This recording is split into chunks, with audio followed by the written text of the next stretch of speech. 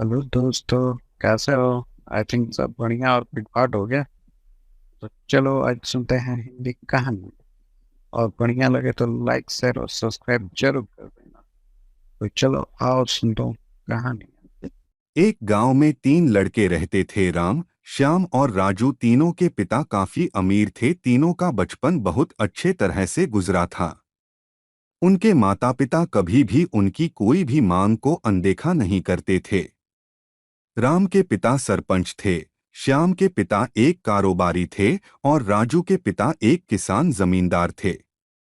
छोटी उम्र से ही उन सबको लाड प्यार ने ऐसा बना दिया था कि ना तो उनको मेहनत का पता था और ना ही उनको समय की परवाह थी।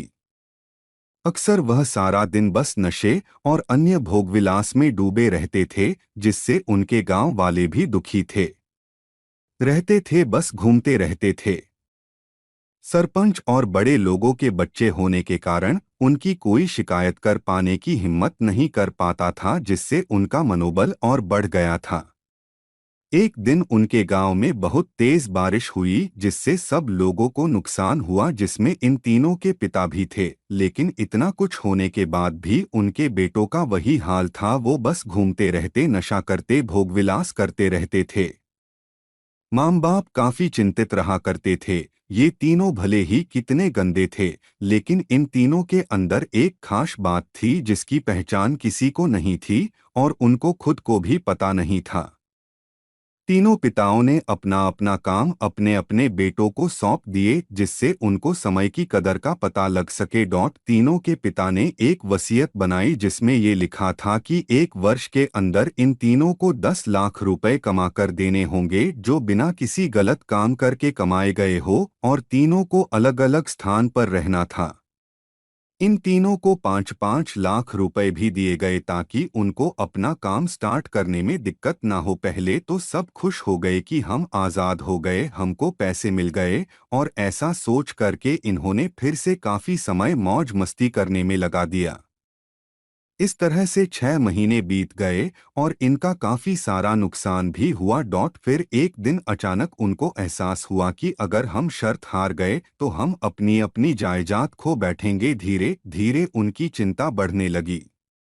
एक दिन वो इसी उधेड़ धुन में एक पार्क में बैठे थे और कुछ डिस्कस कर रहे थे कि उनको एक छोटी सी लड़की मिली। वो फूल बेच रही थी और साथ में पढ़ भी रही थी। तीनों लोग उस लड़की के पास में गए। तभी राम ने लड़की से बोला, बेटी आपकी उम्र क्या है? तो लड़की ने जवाब दिया कि मैं 12 साल की हूँ।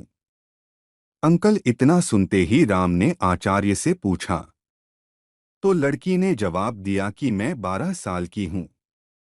अंकल, इतना सुनते ही राम ने आचार्य से पूछा कि आप इतने छोटे होकर के खेल नहीं रहे हो? इस पर लड़की ने जवाब दिया कि मेरे पापा अब इस दुनिया में नहीं हैं और माता बीमार रहती है, इसीलिए मैं ये काम करती हूँ। ये सुनकर राम ने अपना पर्स निकाला। उसके पास जो भी पैसे बचे थे वो उस लड़की को देने लगा। उसके बाद लड़की ने बोला, अंकल आप भी फूल ले लो, मुझे बहुत खुशी होगी, क्योंकि मैं अगर आपसे फ्री में पैसे ले लूंगी तो फिर मेरा पढ़ाई में मन नहीं लगेगा, मैं कामचोर बन जाऊंगी। क्योंकि यही समय है जिस समय में अपना भविष्य लिख सकती हूँ। राम ने उस लड़की से सारे फूल ले लिए और तीनों घर लौट आए। उस फूल वाली लड़की का उन तीनों लड़कों पर बहुत गहरा प्रभाव पड़ा। रात भर उन तीनों ने उस बच्ची के बारे में सोचते रहे और उन्हें एहसास हुआ कि वो तीनों कितने गलत थे। तीनों ही दोस्तों को एहसास हुआ कि आज भी उनके पास 6 महीने का समय है अपने पिता के दिए गए काम को पूरा करने का और भविष्य बनाने का। इसी दौरान सबने सोचा कि अगर बचे हुए समय का सही उपयोग करे तो अभी भी बहुत कुछ किया जा सकता है।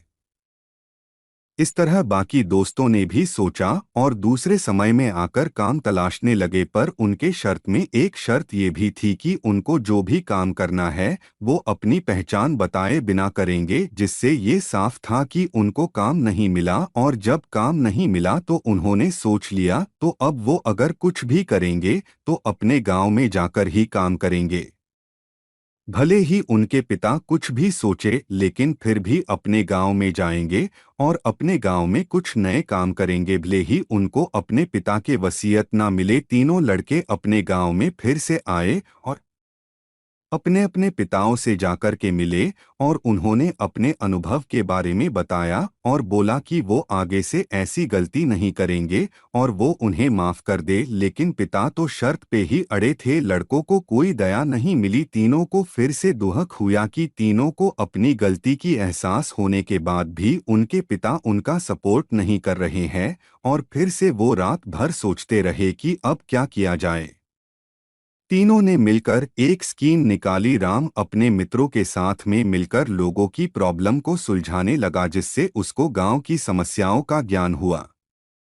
इसी तरह श्याम भी गांव के विकास के लिए नए नए तरीके सीख गया और राजू को किसानों और बीजों का ज्ञान हो जाने से उसको काफी फायदा हुआ। तीनों ने मिलकर अपने बाकी पैसों को सही ढंग से सही जगह लगाकर गांव को एक नया रूप दे दिया। उनकी कड़ी मेहनत से गांव के लोग क्या, दूसरे शहरों के लोग भी उनकी तारीफ करने लगे। उनका गांव तरक्की करने लगा। नई तकनीकों के कारण हर वर्ग के लोगों से उनका जुड़ाव होने लगा और एक समय आने के बाद उनके पिताओं ने भी उनको माफ कर दिया। इस तरह से दोस्तों, उन तीनों को समय की कीमत का अंदाजा हुआ कि पहले वो कितना समय बर्बाद कर रहे थे, लेकिन जब से उनको समय की कीमत का अंदाजा हुआ तब से उन्होंने समय को बर्बाद नहीं किया और काम करके पैसा कमाया, नाम कमाया और ये सीखा ईमानदारी से जिंदगी कैसे जीते हैं। दोस्तों, कुल मिलाकर कहने का मतलब यही है कि आप सभी समय को बर्बाद ना करें। अगर ये समय आपके हाथ से निकल गया तो कुछ नहीं कर सकते हैं, और हाँ, समय के पास इतना समय नहीं है कि वो आपको दोबारा समय दे।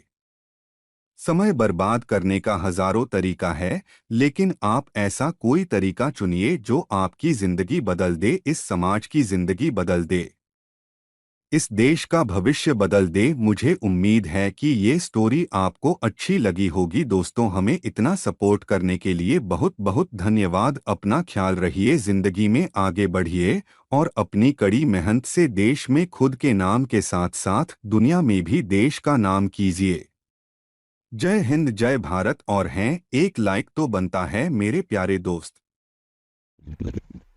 देखिए दोस्तों, तो लाइक और शेयर और सब्सक्राइब कर दीजिए ना।